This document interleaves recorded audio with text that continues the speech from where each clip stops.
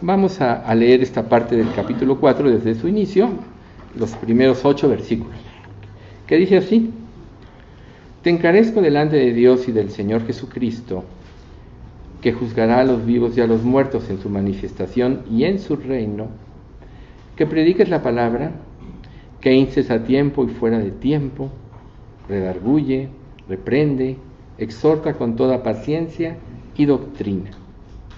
Porque vendrá tiempo cuando no sufrirán la sana doctrina, sino que teniendo comezón de oír se amontonarán maestros conforme a sus propias concupiscencias, y apartarán de la verdad el oído y se volverán a las fábulas. Pero tú, sé sobrio en todo, soporta las aflicciones, haz obra de evangelista, cumple tu ministerio. Porque ya estoy para ser sacrificado y el tiempo de mi partida está cercano. He peleado la buena batalla, he acabado la carrera, he guardado la fe. Por lo demás me está guardada la corona de justicia, la cual me dará Dios el Señor, juez justo en aquel día. Y no solo a mí, sino también a todos los que aman su venida. Entonces, predicar la palabra es una de las primeras cosas a lo que nos exhorta esta epístola, ¿sí? Predica la palabra, lleva a cabo tu ministerio hasta el final. Luego, el consuelo de que Él ya está próximo a terminar su ministerio, obviamente su vida, y que se ha sostenido y está consciente de que Dios, que es un juez justo, le va a dar la recompensa por haber sido fiel. Explaya su corazón ante su amado hijo en la fe, Timoteo, refiriéndole tanto aspectos tristes como consoladores de su primera defensa ante el César. Muchos lo habían abandonado, pero él se sostuvo y Dios a través de él cumplió el propósito de dar a conocer el Evangelio a reyes. Cuando Jesús se manifestó en el camino a Damasco, dijo: vas a predicar, te he escogido para predicar a los gentiles y ante reyes en todas las naciones, cosa que sucedió como pues el César mismo, Agripa, etcétera, ¿verdad? Y luego pues termina con saludos, que esta es la parte que no vamos a ver hoy, que tiene algunos aspectos importantes, pero aquí lo importante es ver quién es el que está atrás del trabajo que se hace en este mundo. Es el Espíritu Santo. O sea, Dios, recordemos que dio a cada creyente o a cada persona que se convierte en su hijo, le dio un sello, el sello del Espíritu Santo. Y el Espíritu Santo es esa fuerza, la fuerza de Dios que habita en nuestro corazón, que nos permite obedecer y cumplir las leyes de Dios. Ninguno por nosotros mismos podría vencer el pecado o podría vencer esta vida. Todos en el esfuerzo humano hemos fracasado y para eso Dios dio la ley mosaica, para demostrar que el ser humano mediante su propio esfuerzo no podría ni quería cumplir las normas de Dios. Entonces, es muy importante que nosotros tomemos conciencia de la labor del Espíritu Santo en nuestras vidas, porque Él es el que hace la obra. Él es el que inspira un mensaje, es el que te hace entender la palabra, Él es el que te da la convicción que te lleva al arrepentimiento, Él es el que te da la fe para que creas, Él es el que te conduce a las buenas obras que Dios preparó desde antes de la fundación del mundo para que anduviésemos en ellas. Por tanto, toda persona que tiene una experiencia religiosa pero no nace de nuevo, no se arrepiente, no tiene ese poder en sí dentro y no puede cambiar aunque quiera. Tendrá como convicción de pecado. Pablo mismo dijo en el capítulo 7 de Romanos: porque lo que hago no lo entiendo, pues no hago el bien que quiero, sino lo que aborrezco, eso hago. Y si hago lo que no quiero, apruebo que la ley es buena y que el mal esté en mí, porque según el hombre interior me deleito en la ley de Dios. pero veo otra ley en mis miembros que me lleva cautiva al pecado. Y concluye: miserable de mí, ¿quién me librará de este cuerpo de muerte? Entonces, ahí, en esa condición que Pablo narra, es la condición de todos. De alguna manera, sabemos que estamos haciendo cosas malas, queremos cambiarlas, pero no tenemos la voluntad para hacerlo ni la convicción. Dios tiene que presentarse en nuestras vidas, hacernos un llamamiento, porque nosotros le amamos a Él, porque Él nos amó primero, y Jesús dijo: ninguno puede venir a mí si el Padre que me envió no le trajere. Y con este llamamiento tenemos que responder a este llamamiento, y la respuesta es arrepintiéndonos de nuestros pecados y poniendo nuestra fe en la obra redentora de Jesucristo. Ahí es cuando Dios da el sello del Espíritu Santo, y ahí es donde se puede cumplir el verdadero cristianismo. Entonces es muy importante, aunque muchos lo sabemos o lo hemos escuchado, enfatizar esto, porque un cristianismo sin Dios solo se va a tornar en una vida religiosa, de obras muertas que tienen el fundamento del pecado.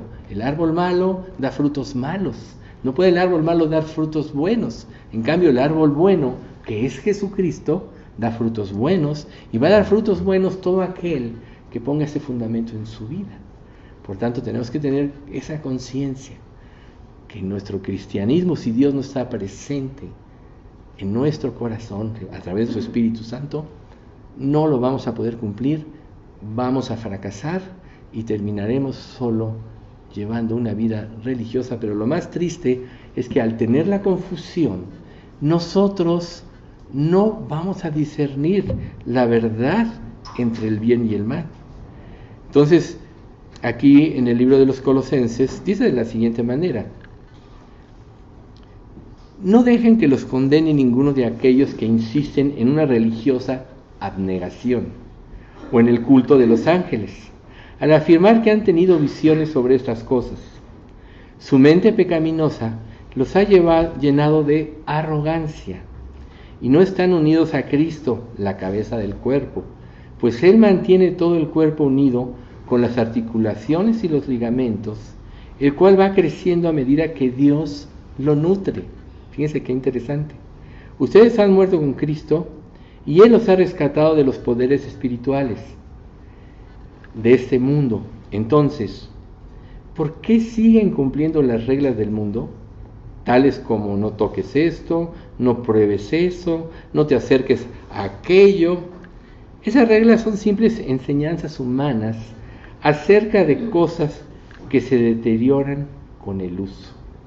Podrán parecer sabias porque exigen una gran devoción, una religiosa abnegación y una severa disciplina corporal, pero a una persona no le ofrecen ninguna ayuda para vencer sus malos deseos. ¿Ven ustedes? Entonces, nuestra insistencia a través de los años de tener muy claro lo que es el arrepentimiento y la salvación sigue siendo, porque eso es la base del cristianismo. Una iglesia que está llena de decisiones humanas no es una iglesia guiada por Cristo, ni va a poder presentar los frutos de una nueva vida. El Espíritu Santo nos llevará a cumplir el propósito de Dios, a seguir su trabajo, nos va a dar el carácter y la fuerza para vencer el pecado. Y entonces estaremos preparados para servirle. Por eso es que Pablo se preocupa tanto por Timoteo y le dice que él debe sacar, ya como hijo de Dios, el mayor provecho de cada situación que se presente en su vida, ¿sí? Y que se debe portar sabiamente delante de los que no creen en Cristo, porque ¿cómo van a tener una idea las personas que no creen de lo que es el verdadero cristianismo si la persona que lo representa o lo predica no lo vive? Por eso en muchas ocasiones nosotros hemos dicho que el verdadero testimonio lo ampara una vida de obediencia y sumisión a Dios y a su palabra. Tú podrás hablar lo que quieras de Cristo, podrás usar la palabra de Dios, pero si tu vida no ampara lo que dices, la gente no lo va a creer. Y este mundo está lleno de personas así. Las religiones están llenas de personas así. Y esto tristemente ha propiciado que se devalúe el cristianismo, pero sobre todo porque la gente no lo conoce en esencia y porque se ha predicado un falso evangelio. Entonces Pablo exhorta a Timoteo que se comporte fiel a lo que él vio en él. El testimonio de Pablo era tan fuerte, tenía tan limpia su conciencia de malas obras, que se atrevió a decir: lo que viste en mí, eso haz, y Dios estará contigo. Pero ¿qué es lo que Dios vio en Pablo? Vamos a recordar un poco la vida de Pablo. Pablo era un hombre celoso de la ley, tuvo un carácter formado férreo, ya que se metió a la secta de los fariseos, que era una de las sectas más rígidas, y la cumplió y era de los más aventajados en ella. En ese celo equivocado, cuando viene Jesús y se presenta Esteban, él mismo da su voto para que maten a Esteban, ¿sí? Y luego él, a partir de la persecución, motivo de la muerte de Esteban, toma el reto, la responsabilidad o la consigna, mejor dicho, de ir contra todo aquel que profesase el nombre de Dios, torturarlo, obligarlo a blasfemar y que renunciara a su fe.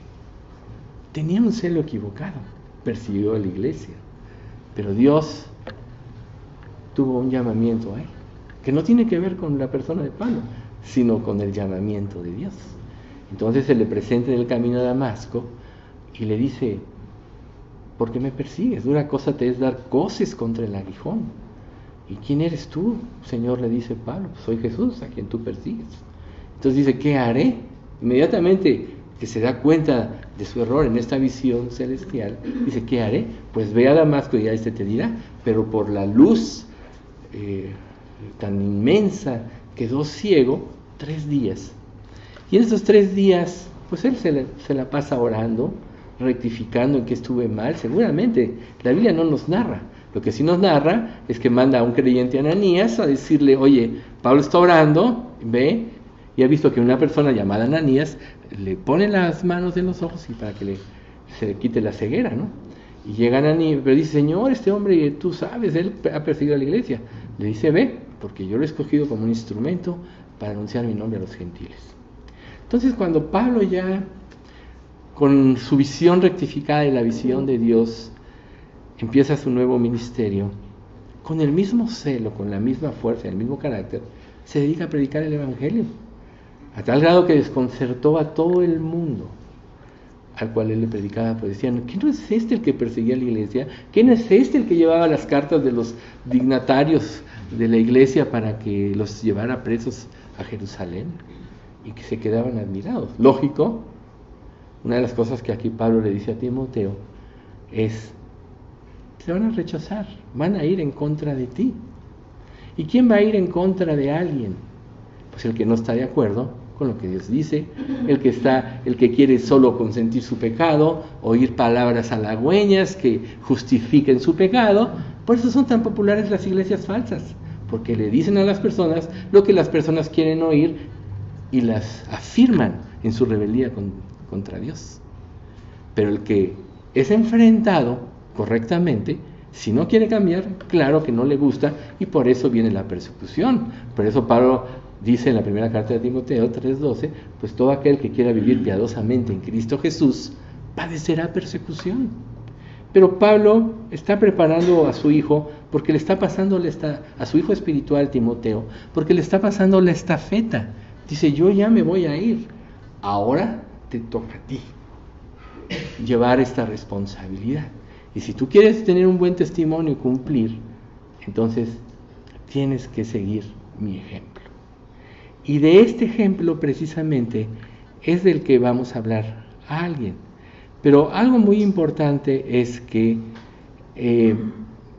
nosotros, la palabra de Dios nos dice que nosotros tenemos que mantener la mente en clara en cada situación, que lo dice el versículo 5, que es el que empezamos a ver parcialmente el último estudio del año pasado, ¿no? Dice: pero tú debes mantener la mente clara en cada situación, no tengas miedo de sufrir por el Señor. Ocúpate de decirles a otros la buena noticia y lleva a cabo todo el ministerio que Dios te dio, ¿sí? Debes mantener la mente clara. ¿Qué significa? Que tú tienes que definir cuál es la verdadera meta en tu vida. Cuando nosotros venimos a este mundo, pues somos educados por nuestros padres, estudiamos. Cuando llegamos a la pubertad, a la adolescencia, a la juventud, hacemos planes de nuestra vida y nos queremos comer el mundo de alguna manera, ¿no? Pero pasa el tiempo, nos damos cuenta que las cosas no eran como nosotros pensábamos y pues de alguna manera empezamos a madurar en ciertos aspectos. Pero siempre sigue prevaleciendo en nuestra mente nuestras metas y vernos a nosotros mismos en este mundo como triunfadores, exitosos, que la gente nos voltea a ver, cosas de ese tipo que solo representan vanidad. Pero cuando una persona viene a Cristo y se da cuenta de su incapacidad, de su pecado, todo eso debe de borrarse de la vida. Y entonces una vida que recibe la luz de la verdad debe ser una vida que sigue exactamente el camino que siguió Pablo. Pablo fue el que más trabajó. Cada apóstol tiene su ministerio y son admirables, sin lugar a dudas, y cada uno cumplió el plan de Dios. Pero Pablo él mismo declara: yo he trabajado más que todos, pero no yo, sino la gracia de Dios conmigo. Pero Pablo, en el momento en que Dios le dio la visión correcta, cambió su vida y cambió su visión. ¿Cuál es tu visión? ¿Por qué estás viviendo? Porque si realmente has creído en el Evangelio, tu vida se debe de centrar en el Evangelio. Todo lo tienes que acomodar a la predicación del Evangelio. Si tú trabajas, si tú estudias, si eres ama de casa, o lo que tú hagas, tiene que tener como propósito y como fin servir a Cristo a través de lo que haces. Antes de que hables, tienes que dar un testimonio de fe, pureza, santidad, honor, lealtad. Porque si no das este testimonio, quiere decir que tampoco lo tienes hacia Dios. El éxito de un creyente va a ser la capacidad que tenga en su vida de despojarse de sí mismo y que Cristo tome el control. Como Pablo dijo: con Cristo estoy juntamente crucificado y ya no vivo yo, mas vive Cristo en mí. Y lo que ahora vivo en la carne, lo vivo por fe en el Hijo de Dios, el cual me amó y se entregó a sí mismo por mí. Este es el evento más grande, no en tu vida, sino en la historia de la creación del mundo. Porque por Cristo hizo Dios todas las cosas, y Dios, antes de hacerlo todo estaba ya terminado. Por tanto, Dios, en su sabiduría infinita, predestinó que Cristo un día tendría que morir por nuestros pecados. Y este es el evento más grande del universo. Si tú no estás conformando tu vida a esto, quiere decir que no has creído, o que no has creído parcialmente. Si tú todavía te quieres deleitar en el pecado, pasearte por ahí, tomarte tus atajos y muchas cosas, quiere decir que no tienes la convicción que deberías de tener. La evidencia de esa convicción va a ser tu deseo de servirle como prioridad en tu vida. Y entonces todo se va a acomodar en ti. A veces hay confusión en nosotros porque queremos mezclar nuestros planes o darle prioridad a nuestros planes y de darle un espacio a Dios en nuestras vidas. Y es el mayor error que podemos cometer. Dios es lo primero, es lo siguiente y es lo último en nuestras vidas. Por tanto, lo que nosotros hacemos debe de tener como propósito glorificar a Cristo en nuestras vidas. Para lo cual tenemos que ser honestos con Dios, primeramente, confrontarnos nosotros con Dios, y una vez que te confrontaste con Dios, podrás confrontar el pecado, podrás ayudar a otros. Porque ¿cómo vas a ayudar a otro si tú no te has enfrentado a Dios? ¿Cómo le vas a decir: ven por este camino que tú no has cursado? Eres un mentiroso. Pero Jesús dijo: yo soy el camino, y la verdad, y la vida, y nadie viene al Padre sino por mí. El camino de que siguió Jesús es el camino que Él nos mostró, que cada persona que ponga su fe en Él debe de seguir en esta vida. Ese es el camino. Y el que no siga este camino, ¿sabes qué? Va a vivir un falso cristianismo. Entonces, Pablo pues tiene que establecer precisamente el contraste en lo que la gente piensa y lo que se debe hacer. Estamos en un mundo lleno de filosofías y huecas sutilezas, según las tradiciones de los hombres. ¿Cómo vas tú a echar en tierra todo eso? Si están tan arraigadas en las personas, el único elemento capaz de hacerlo es la verdad, porque la verdad no necesita que nada la acompañe para fortalecerla. Lo más fuerte es la verdad. Por tanto, si tú vives la verdad, que es lo que Pablo exhorta a Timoteo, él va a mantener su mente clara y siempre va a saber qué hacer. Así tú. La única manera de mantener tu mente clara no es conocer la verdad solamente, sino vivirla, aplicarla a tu vida. Lógico, en la dependencia de Dios. Porque como decíamos hace un momento, no es posible que nosotros la podamos seguir por nosotros mismos. Y por eso se emplea la palabra nepo, que significa dominio propio. Quiere decir que tienes que aprender a través de la fuerza de Dios a controlar tus emociones, a controlar tus impulsos, a controlar tus deseos, a adaptar tus metas al plan de Dios y no a tu propio plan. Y entonces desarrollarás el carácter de Cristo. ¿Por qué? Porque al final de cuentas, un día Dios va a juzgar todas las cosas. Y si Él va a juzgar todas las cosas, y tú has edificado falsamente, no has vivido lo que la palabra dice, entonces tú vas a tener grandes pérdidas y de carácter eterno. Dice en esta versión internacional, el que edifique sobre este fundamento podrá usar una variedad de materiales, oro, plata, joyas, maderas, heno o paja, pero el día del juicio el fuego revelará la clase de obra que cada constructor haya hecho. Tú puedes en tu corazón decir, o en tu pensamiento, yo estoy cumpliendo mi verdadero cristianismo y estoy bien. Eso es lo que dijo Alex hace rato, que dice el libro de Jueces. Cada uno hace lo que bien le parece, ¿no? Cada uno vive de acuerdo a lo que cree, lo que es su criterio. Pero un día, el verdadero fundamento, que es la verdad y que es la palabra, te va a juzgar a ti como creyente. No, el juicio de las obras del creyente no es un juicio de condenación, sino es para establecer, depurar la mentira, la falsedad y establecer la verdad. Y solo sobre la verdad vendrá una recompensa eterna. Por eso dice, pero el día del juicio el fuego revelará la clase de obra que cada constructor haya hecho. El fuego mostrará si la obra de alguien tiene algún valor. Si la obra permanece, ese constructor recibirá una recompensa. Pero si la obra se consume en el fuego,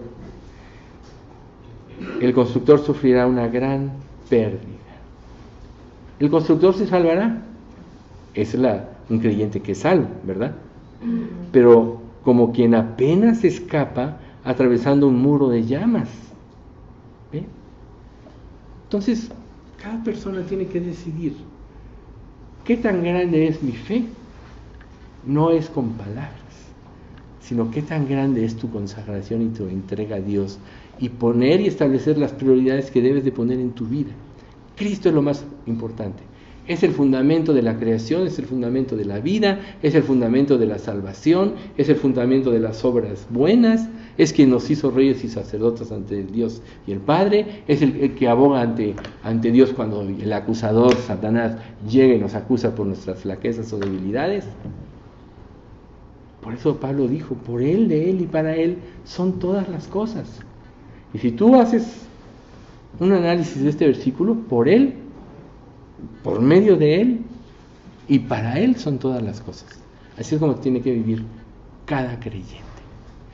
Y si tú vives de esta manera, entonces vas a poder decir lo que dijo Pablo en el versículo 6.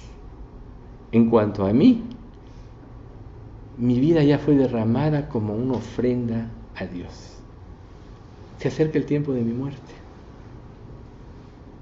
Mi vida se desgastó por Dios. Usó sus energías y sus fuerzas para servir a Dios.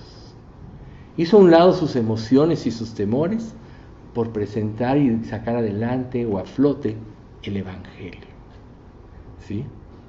Pablo sabía que el tiempo de su muerte se acercaba y que iba a ser pues trágico, pero glorificaría a Dios. Porque su muerte era por predicar el Evangelio correctamente. ¿Sí? Entonces, por eso expresa que es como una ofrenda a Dios.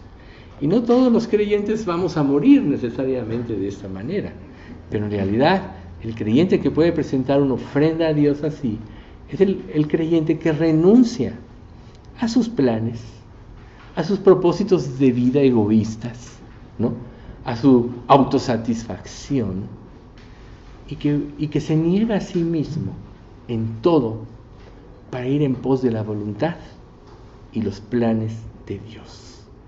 Esa es la mayor ofrenda que le podemos dar nosotros a Dios en nuestra vida, ¿no? Entonces, no debe haber mayor privilegio para un creyente verdadero que esto. Y si tú no lo estás haciendo es porque tú no lo consideras como un privilegio, sino como una carga. Y si es como una carga, entonces quiere decir que Cristo no está actuando en ti. ¿Por qué? Porque Él te dice, venid a mí, todos los que estáis trabajados y cargados, y yo os haré descansar. Llevad mi yugo sobre vosotros y aprended de mí, que soy manso y humilde de corazón, y hallaréis descanso para vuestras almas. Si tú le pasas tu yugo a Cristo, tendrás descanso.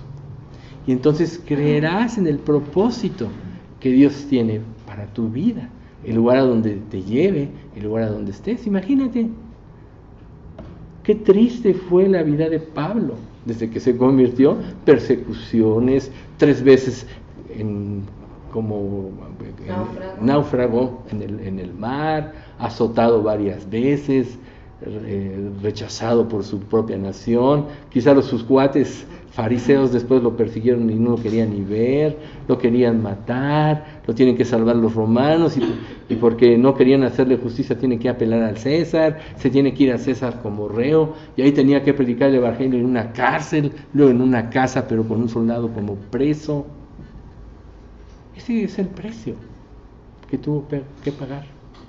Y quizá tú tengas que pagar un precio, pero Hebreos capítulo 12 te dice que nosotros, teniendo en derredor nuestro tan grande nube de testigos, que son los testigos fieles del capítulo 11 de la fe, despojémonos de todo peso y del pecado que nos asedia y corramos con paciencia la carrera que tenemos por delante, puestos los ojos en Jesús, el autor y consumador de la fe, el cual por el gozo puesto delante de él menospreció la cruz.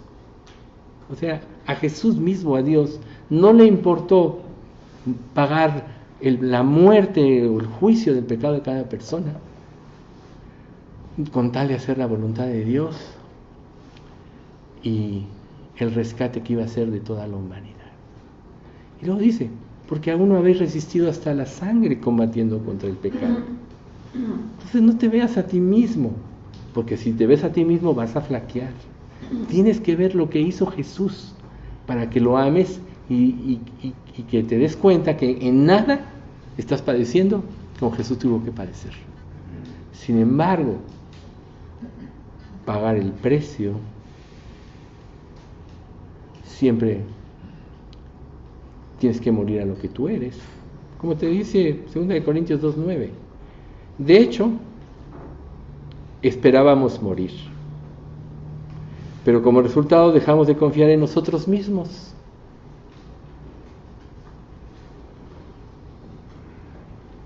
sino en Dios que resucita a los muertos. Dejamos de confiar en nosotros mismos, sino en Dios que resucita a los muertos. Mientras confíes en ti mismo, siempre vas a flaquear. Siempre vas a ver las circunstancias. Siempre vas a quitar los ojos de Jesús y te vas a hundir en el agua que representa las filosofías y la corriente de este mundo. Pero mientras tengas los ojos puestos en Jesús, caminarás sobre las aguas, sobre las circunstancias. El poder de Dios te llevará no a que lleves una vida placentera, sino que se cumpla el propósito para tu vida, que es la predicación del Evangelio. Ese es el más grande hecho y el más grande llamamiento. Y entonces Pablo mismo dice más atrás en el capítulo 2, versículo 2, pues decidí que mientras estuviera con ustedes olvidaría todo, excepto a Jesucristo, el que fue crucificado. Olvidaría todo. ¿Qué quiere decir? Que ante la luz incandescente y brillante del Señor Jesucristo en tu vida, todo deja de tener importancia. Lo más importante es el plan de Dios y el final de tu vida, cómo lo vas a glorificar, si en verdad tienes gratitud. Entonces, mediten en esto, porque si tú no cumples estas expectativas, no vas a dar un testimonio fiel de Cristo. Y entonces no vas a cumplir el plan más grande y maravilloso que se menciona en este Salmo 68 y en esta carta de Timoteo. Lo más grande y maravilloso que una persona puede hacer es honrar y glorificar a Cristo con su vida. Y ahorita acabamos de tener muy claro cómo es honrarlo y glorificarlo. Vivir para hacer su voluntad y para cumplir el propósito por el cual Él nos dejó en este mundo. Si Dios no tuviera un propósito más grande, ¿por qué después de nuestra conversión nos iba a dejar en este mundo? Si Él hizo todo por nosotros. Te dio la vida, te ha sustentado, te presenta el Evangelio, te da la convicción de arrepentimiento, te da el arrepentimiento, te da la fe para Cristo, te da el sustento que promete, te da las buenas obras para que andes en ella. Todo lo ha hecho Él por ti. ¿Ves? Entonces, si no tienes gratitud, quiere decir que eres un necio, que tu pensamiento sigue poniéndose por sobre el pensamiento de Dios y crees que tu pensamiento es más alto que el de Dios. No lo vas a poder glorificar. Pero si tú pones a Dios en el lugar que debes, entonces nada de lo que sucede en tu vida te va a hacer flaquear, porque vas a tener un propósito. Voy a glorificar a Dios. Y Dios ha puesto a cada persona de esta iglesia o de su verdadera iglesia, la que tiene el Espíritu Santo, en este mundo, en el lugar donde quiere que cumpla ese propósito. Y entonces, volviendo al punto que les estaba diciendo, si no fuera más grande que Dios nos quitara de este mundo y nos quitara el sufrimiento, ya que todo lo hizo por nosotros y podría hacerlo, pero es más grande que participemos de los sufrimientos de Cristo, no nos dejaría en este mundo. Nos convertiríamos y nos iríamos al cielo porque Él lo hizo todo. Pero nos deja en este mundo con un propósito. O porque el Dios que te amó y dio a su Hijo querría dejarte en este mundo para que sufras y padezcas. No es lógico si no hubiera algo más grande. ¿Sí? Entonces, Jesús en Hebreos también te dice, el que no escatimó ni a su propio Hijo, sino que lo entregó por todos nosotros. ¿Cómo no nos dará también con Él todas las cosas? ¿Y cuál fue el tesoro para Jesús? Hacer la voluntad de Dios. Por tanto, si tu tesoro no es hacer la voluntad de Dios, es que estás en ceguera, es que estás extraviado, es que no has entendido la verdad del Evangelio. Mediten en esto. Porque yo creo que siempre los seres humanos estamos pensando en volver a pensar en un nuevo principio. Y hoy iniciamos un nuevo año, Un año que está lleno de profecías y se van a cumplir muchas profecías. Es muy probable que sea este año, cuando venga el Señor. Pero el día y la hora nadie lo sabe. Por tanto, si Dios no quiso que nadie lo supiera, es porque no quiso que tampoco nos distrajésemos en eso, sino porque quiso que le sirviésemos con esa intensidad, y Dios sabrá cuándo venga, Dios sabrá el momento oportuno, Dios sabrá cuándo recogerá a su iglesia. Pero ¿cómo nos va a hallar? Esa es la cuestión que tú te debes imaginar. O sea, si el siervo supiera cuándo viene, el enemigo velaría, ¿no? Pero si no sabe, pues se puede cansar, se puede dormir. Y si tú te cansas de vivir para Cristo, si tú te cansas de testificar, te cansas de ser fiel, quiere decir que esas verdades no están arraigadas en tu corazón, que no has desarrollado el carácter de Cristo, porque el carácter de Cristo te lleva aún, si es necesario, hasta la muerte. Que Dios haga ese carácter en nosotros. Padre bendito, te queremos dar muchas gracias por este tiempo de estudio. Gracias, Padre, por permitirnos reiniciar con júbilo en este año, este tiempo de estudios. Sabemos que, Señor, tú tienes tiempo para todo, por eso pusiste las estaciones. Cada estación representa un tiempo maravilloso para la tierra. Así tú, nuestra vida espiritual, también nos das tiempos de trabajar, tiempos de descansar. Pero qué mayor descanso el poder venir a tus delicados pastos, donde tú nos hagas reposar en tu palabra y nos confortes con tus promesas. Gracias, Padre, porque nos has dejado la palabra, y ella es un consuelo para nosotros porque nos saca de la duda, de la incertidumbre, de los temores, y nos lleva a la certidumbre de todas las cosas. Sobre todo, Padre, de conocer cuál es tu voluntad para con tu iglesia y para la vida de cada uno de nosotros. Gracias, Padre, porque tú no eres un Dios de confusión, sino de paz, y que a todo corazón que te busca sinceramente, tú te le revelas y te manifiestas a Él, dándole a conocer tu misericordia y tu amor. Haz, Padre, esto en la vida de cada uno de nosotros. Y bueno, te rogamos mucho por la salud de Oliva, que no está presente aquí hoy. Que tú, Señor, trabajes mucho para restablecer su salud y que ella pueda estar pronto aquí con nosotros. Te damos gracias, Padre, por que tú pusiste en el corazón de todos los que estamos aquí venir este día, aún con estos fríos todavía. Pero también te pedimos, Padre, que todos los que no pudieron asistir, tú les des la gracia, el deseo, y que quites todos los impedimentos para que estén aquí presentes cada día en esta reunión.